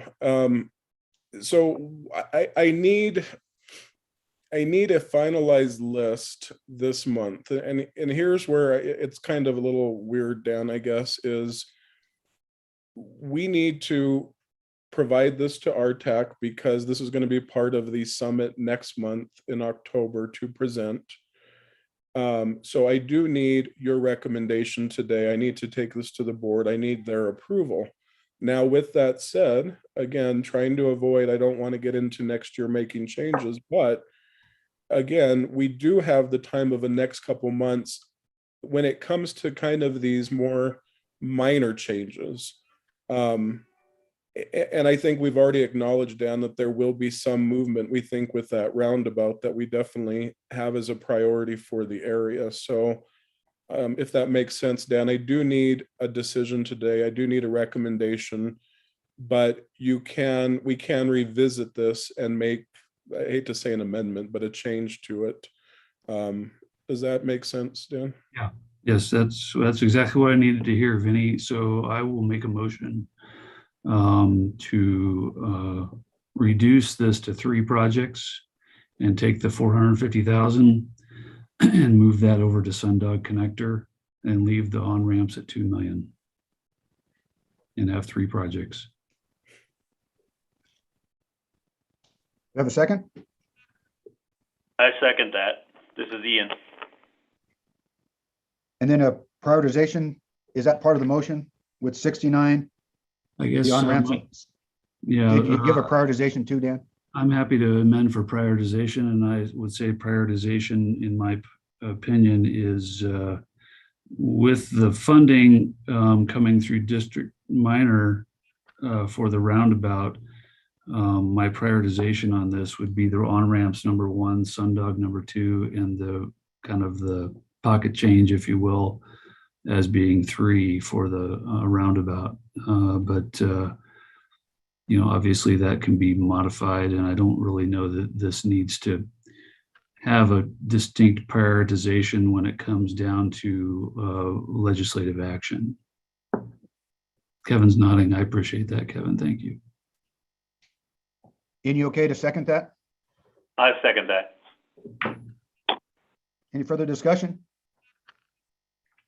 Got a motion and second. All in favor, please indicate by saying aye. Aye. Aye. Aye. Aye. Anybody opposed? The motion carries unanimously. Thank you for that discussion on that item. Moving on to item number 12 is review, discussion, and possible action to recommend approval to post the draft 22 to 26 Metropolitan Planning Organization Improvement Program, the MTIP, for public comment. Vinny, would you take this item, please? You bet, Mr. Chair, members of the TAC. So we have, based upon the planning retreat, we have now developed a new transportation improvement program, or TIP. That is in your packet. I'm not going to go through the first 20 pages, which is the narrative, very standard. Hopefully you've had a chance to review it. In a moment, happy to take any questions. Where I do want to focus the time and energy on is the dollar, the spreadsheet and the dollar amounts. And there's a couple that I do need to spend some time with, but let me quickly go through some of these, and I'll try and pause where I think there might be more questions than not. The first thing, again, is the 69 safety and capacity improvements. These are the recent cost overruns to SR 69. And again, SIMPO's contribution is 117,000. And then also Prescott contributed and Yavapai County contributed. Thank you to both of those organizations, because otherwise SIMPO would have taken a pretty big hit this year. Again, the number one project is the Sundog Connector Design Concept Report. You'll have an agenda item at the end of this meeting where Daniel will present a very rough draft of the initial scope that he'll be looking for input. But the dollars we do have set aside for this year to make this planning happen is $400,000. And then the next couple areas are standard from the last few years with the administration and then our video safety campaign. What I do want to bring to your attention is the second to the bottom, this payback to ADOT for SR 89 pavement preservation HERF exchange. So please follow me on this one. This one gets complicated very quickly, but I will try and give you the highlights. So in fiscal year 2019, there were a couple of projects that were identified as the region with, I guess, in working with SIMPO and working with ADOT, City of Prescott, Town of Chino Valley. The two projects are the traffic signal in Chino Valley, the preservation through the Dells on SR 89. As I went back and did all the homework before I came back to SIMPO, a very complicated project because of the projects were tied together. There were several IGAs. The simple version of a very complicated partnership was that SIMPO would contribute $350,000 to essentially help both of these projects. Now, as you look at them on paper, it's not that simple. All this to say that the $350,000 that SIMPO committed in 2019 was to be paid back to ADOT for both of these projects in fiscal year 20 and 22. So when I came back, I realized that we were going to pay $90,000 this year. And we were to have paid back in 2020 $260,000. So here's the whole point of this discussion. The $260,000 in 2020 was not paid back. It went through the process. It was identified by staff. It was identified in the TIP. You all reviewed it, approved it. Executive board approved it, ADOT Finance, Federal Highways, and so forth. So it went through the process. At some point, though, the $260,000 that was to be paid back in 2020 was not removed from the ledger. Then it was reprogrammed into existing projects, such as the adaptive traffic signals and some other things. So all this to say, I've spent the last month or two trying to figure this out, trying to reconcile it. Has not been easy, but we do owe, SIMPO owes $260,000 that we thought had already been covered. So this item that you see payback to ADOT for SR 89 pavement is the payback that I'm referencing. So we need to pay back 144,000 this year, and then the remaining 206,000 2 years from now. Let me pause here and let me say this, and then I'll take questions and comments on it. We were definitely not in a position to cough up $260,000 that should have already been paid for. So this has taken a lot of work by Allison and myself to identify these funds. With that said, we've done it. We already had a tight budget. We have a tighter one now. When we pay these 2 years back, though, those projects will be taken care of at this point. So questions or comments, and sorry for it being so complicated, but it is. But let me pause there at least for questions and comments, if there are any. Not seen any. All right, moving on to the next page, page 22 is the master corridor plan, which we just talked about. As I said, it's already in the program, $450,000. And then you'll see the regional transportation plan for 2050. Between years 23 through 25, we're putting monies aside for it. And then the 89A design will happen in years 24. And then the Great Western would be 2 years of funding between 25 and 26, would put us around $600,000 to do the design concept report, environmental overview, and the traffic report. And then the final piece is the 89 corridor master plan. Again, all of that's based upon the consensus and the conversation at the retreat. The bottom part of this page is the HSIP projects for ADOT. But let me pause there. Any questions or comments? I had one if I could, Vinny. This is Norm. You The bet. 89A design concept report. Yes. Where's the project limits for that? Project limits right now are 89 to Glassford Hill, Norm. I might recommend we may want to add that in addition to the 69 urbanized corridor master plan, that, just the project limits for that. Yeah, and we can do that. The 69 will be 89 to 169, and we'll add that to it. Yeah, I think that's been in our 2045 plan. And I do know there was a couple priorities, but I think you're correct, Vinny, that 89A, they wanted to look at it from 89 to Glassford Hill Road. So I think that'd be important to add those limits. And hopefully, once again, if you stretch it out too far, it just gives you, that concise nature of what the scope's going to be. You bet. We'll go ahead and add that in, Norm. And actually, Great Western, the design concept report, why don't we go ahead and add that to there? That'd be from what, 89A up to, I'm going to call it what, Road 5 South? Or what are we Correct. calling that? Yeah. And I'd like to see that personally. Yeah, we can add that in there. That's fine. And then moving on to the next couple pages, I'm not going to go through these, but these are all of your local projects that you added for Prescott Valley, Chino Valley, Yavapai County. I'm going to scroll down. Vinny, could I interrupt you real quick? The ADOT MTIP we were looking at, or our own simple MTIP, could you go scroll back up to that? There were some projects listed there that, yeah, that one. That's the ADOT 5-year transportation improvement program. Why is that listed there as looking like it's a simple? What's the idea there? Good question. Let me get it on my screen. I thought, yeah, I'm sorry, Norm. These are HSIP projects So HSIP projects are federally funded, and because of that, we need to identify the federal funds in the SIMPO tip. So even though ADOT applied for it, ADOT's managing it, it is federal funds and the tip is the federal tip. So that's why it would be identified here.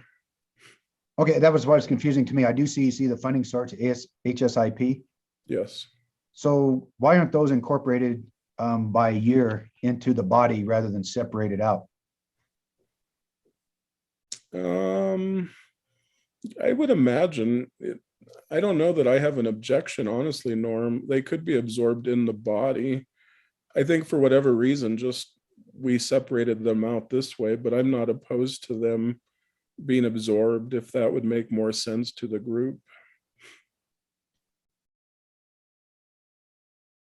And Allison, do you have any comments on that? I don't know that we had a specific reason for separating it out like that. I think we can combine it just fine if that's what the group would like. Yeah, that's fine. All right, moving on to page. I guess I would understand the group. Nobody has any objection. It just makes more sense to me when we look at, funding years and looking forward and what the current year is. It's nice for the public to see that, I guess. So there's no comment. Thank you. We'll move on. Thank you, Vinny. You're welcome, Norm. Page 34, Daniel, please. So skipping past the local projects, and again, Norm, this goes to your questions earlier about the funding for the transit planner / mobility management program. So again, in fiscal year 22, we'll be using 55,000 of the 5310 NACOG funds. Then we'll be using 20,000 of our 5305D. And again, you can see where the intent is for the next couple years of the 5310 application and how that'll be programmed and used. I do have in here, with no dollar amount yet, I have an active transportation plan that if funding becomes available, we are expecting more transit planning funds to come, that I would come back to you and make a recommendation that we look at doing a SIMPO bicycle pedestrian or active transportation plan. But again, there's no dollars for it today, but I did put it in here so we can visit it later. The remaining parts of this are again, the federal funds for 5310, 5311, such as New Horizons, Yavapai Regional Transit, NASCAR, anyone that is receiving federal funds, we would need to be tracking that. With that said, Norm, we would actually need to add a section for 5307 in here, which we neglected to do. So as part of the motion, I'm going to ask that whoever makes that motion that you go ahead and recommend this for approval, but it's based upon receiving the 5307 numbers from the town of Prescott Valley. And then the last thing is on page 40, Daniel, is we will also go ahead and amend this because again, these are the priority projects that you all just discussed, and we'll amend this with the discussion that you had a few minutes ago. With that said, I'll be happy to take any questions or comments. Vinny, can you back up to the transit thing again? Goes to my question, the slide we were just on about the 53010 or the 5310 is mobility management. So I see in this current year, NACOG's currently getting that this year, the 5310. Correct. And then next year, we're going to keep that 90,000. That is correct. But NACOG is only contributing this year 55,000 of that grant, because that's a grant. Would you see the NACOG? Yes, that is correct. So there's hope in fiscal years 23 through 26 that could be grant funded, but it's not for sure right now. That is correct, Norm. We will be making application in January. They can't give me any answer other than it seems that we would at least get 50% of the normal award. And then the following years we would get 100%, but that's, based upon past awards. Either way, I'm optimistic that we will get a significant part of that grant, I guess. Thank you. Now, moving down to that third category there, where transit activities to be determined. Yes. I see. What's CPG funding? So that is Consolidated Planning Grant Funds. This is what was just approved this past year, where we're now able to combine our 5305D transit planning funds with our PL funds, which what it does, Norm, is it basically allows us to use federal highway administration funds with federal transit administration funds. And when we do that, they are also allowing us to pay a less match of 5 what is it, Allison? 5.3%, right? So we're able to combine them both, essentially giving us greater flexibility to use our transit planning funds, which we've never had in the past, and then also to pay a lower match. So a little bit of behind the scenes, Norm, but it does benefit SIMPO by having a lower match and more flexibility, if that makes sense. Yeah, the reason for my questions, Vinny, is, as I keep mentioning, we want to use this CARES Act funding that is come to the Simple region. I don't see that noted anywhere. I'd like to get that maybe clarified if it needs to be there, if we try to capture it, because it is federal funding. Don't know if that's a different funding source or even FTA answers that, but just want to be clear about, the effort amongst the TAC is we're really trying to get this kicked off in Prescott Valley, because as I mentioned before, transit activities grow over time, that we don't feel like that if Prescott Valley's taking the money that our Prescott Valley funded transit coordinator isn't really, really lobbied hard to say you need to come work for us in Prescott or the county at large. I want to make that clear. Thank you, Norm. And well, and not to make the action more complicated, but you're right. I would ask that we go ahead and reflect the CARES Act funds. I would just need to double check. That's a really good question. And if it is appropriate, and I think it is, to put it in here, then you're right, Norm, that should be reflected in here. So whoever makes that motion, I'll help you out with that also. No, funding's frustrating. We just heard the mill and fill overlay we did 3 years ago came back to bite us. Don't want any bite. We start a microtransit system, we can't get reimbursed because we didn't follow the paperwork. It happens. I understand we do our best on our end, but just trying to be cautious and raise the comment. Thank you. I don't have any further comments. Are there any other questions or comments from anyone?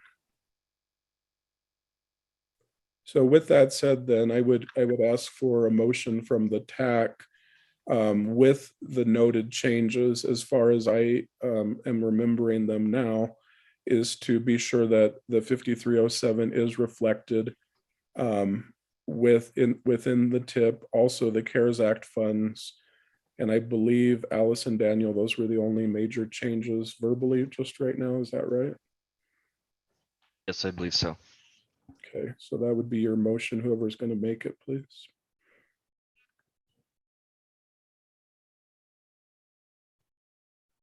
Anyone make the motion? I'll so moved. That's what I was hoping you'd do, Dan. Got a second for the so moved? Yes, second. It's been motion and second. All in favor, please indicate by saying aye. Aye. Aye. Aye. Aye. Any opposed? Hearing none, motion carries unanimously. Moving on to item 13, to review, discussion, and possible action to recommend amendment to the FY 22-23 Unified Planning Work Program, or the UPWP acronym. Vinny, I see you listed here. Thank you, Mr. Chairman, members of the TAC. I'm going to have Allison pick it up here in just a minute because I'm definitely losing my voice. So let me just hit a couple quick highlights. Page 6. What's highlighted is we did some reorganizations with titles and staff, and Allison was reclassified. We went through the county HR process, and I added the transit planner position. So just noting some of those changes, I updated my title from administrator to executive director. No additional pay, no job change at all, just cleaning up the title to something a little more reflective of the work that MPO directors do. Penny, Next, can I jump in on the county HR department Yes. approved that, or that was through their research? And yeah, I talked to Wendy Ross, our HR director. We will officially change it on paper when the county goes through their budget process, but she was fine with me updating it, I guess unofficially. So my business cards and paper will reflect that. And again, there's no change to pay or job description. It's just more reflective of I guess, the standard of MPO cog leadership. Administrator was something, I guess, a little more 20 years ago, if you will, when the MPO was first created. So all your peers that you deal with Flagstaff, Seago, Sun Corridor, all those people, they're executive directors? that is correct, yes. Thank you. And that's important, Vinny. Yeah, Get thank that you. updated. I appreciate that. Page 11 is the next set of changes. Again, just reflecting the federal transit administrative language. We added about the consolidated planning grant funds that Norm just asked about. So that's reflected in here. Allison, will you pick up page 12 and walk the TAC through kind of what's highlighted as far as numbers go, please? Absolutely. So on page 12, the two top tables, you'll see the highlights just reflect the 5310 funding that SIMPO will be using in FY22 and FY23. The table at the bottom of page 12 reflects more accurate carry forward balances from FY21 now that the fiscal year has closed. Going on, you'll see budget tables with highlights. Those highlights are just to point out the changes that have been made to reflect the new tip that was in the agenda previously. Going on, I'm on page, let's see, 21, Daniel.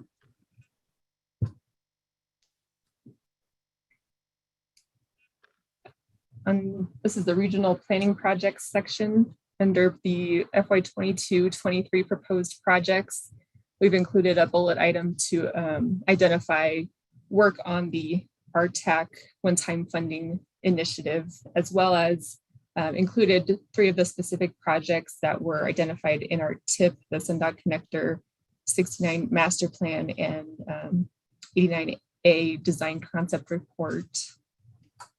And then going on, Daniel, page 23, section 202 at the top of that page. That was an added section when we first approved the work program, kind of as a placeholder to put our carry forward funding that we were not exactly sure where the funding was going to be programmed. We knew it would be for a planning project. We just didn't know which ones. But since those projects have been identified, we've moved the funding over to those projects. So at this time, we're recommending that we remove this section 202. And then moving on to page 24 and 25, we've updated the language to reflect the new agreement with NACOG and SIMPO regaining the mobility management responsibilities and funding. And then the last couple pages, 29 and 30, those are the overall budget tables showing the changes per the changes that are reflected in the TIP. And that's all I have for the work program. Thank you very much, Allison. We'll take questions or comments from the TAC at this time. Vinny, I might just, this original work plan we approved in May, and there's a 30-day public comment process. The work program, Norm, this is going to be an amendment, so there is no 30 days on this. There's 30 days on the TIP when it's brand new, which is what the last item was. But this is a work program amendment, so there is your public comment would be as it is today, whatever it is today, but there's no period for additional public comment beyond this. Thank you, Vinny. You're welcome. Any comments from the TAC?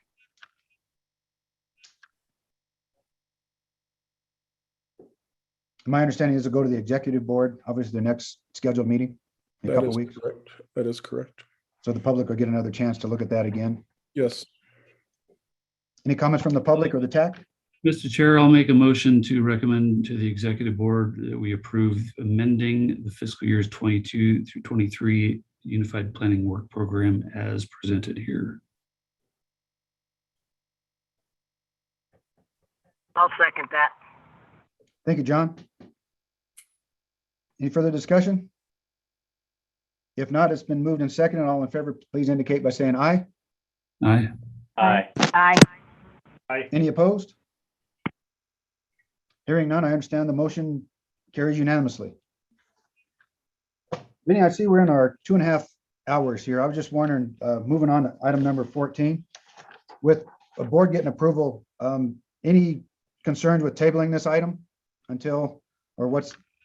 No concern. What I would encourage, Mr. Chairman, is let Daniel be incredibly brief with you, and let him at least give you the item, because you're more than not, it's for future discussion items. So if you don't mind, at least letting him make his 1-minute pitch, and then you can move on from there if that's okay.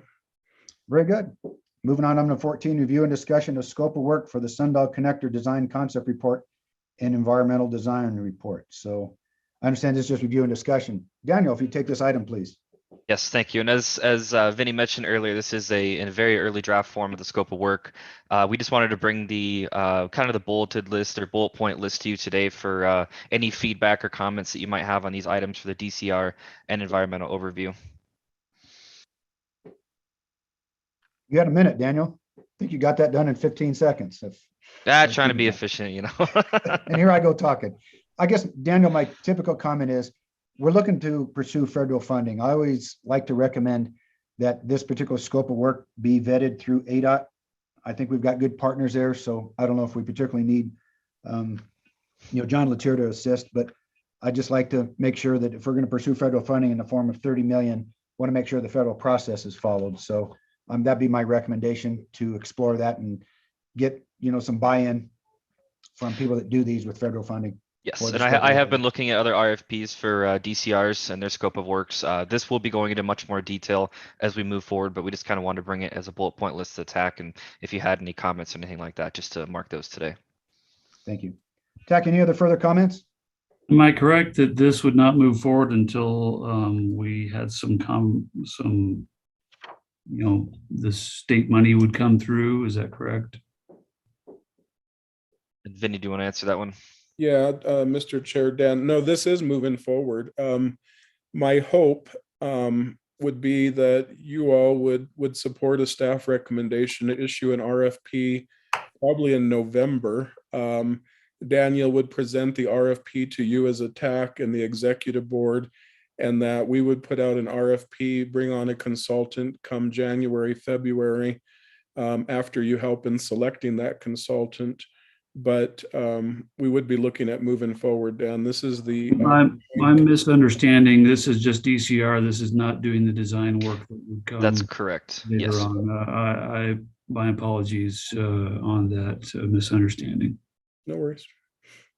So just wanting to give this to you today. We will circle back, but and we'll follow what Norm recommended of again visiting with some of the experts. But you have it in your hands today. Please follow up if you have additional questions or comments.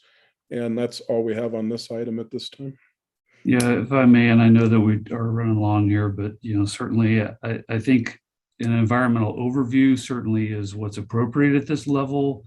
It doesn't need to go into a lot of the detail necessarily for meeting federal requirements, just a matter of making sure we're laying out what's going to be expected when we go forward with design, should we have that funding come in through the 50 million next year. So Perfect. Thank you.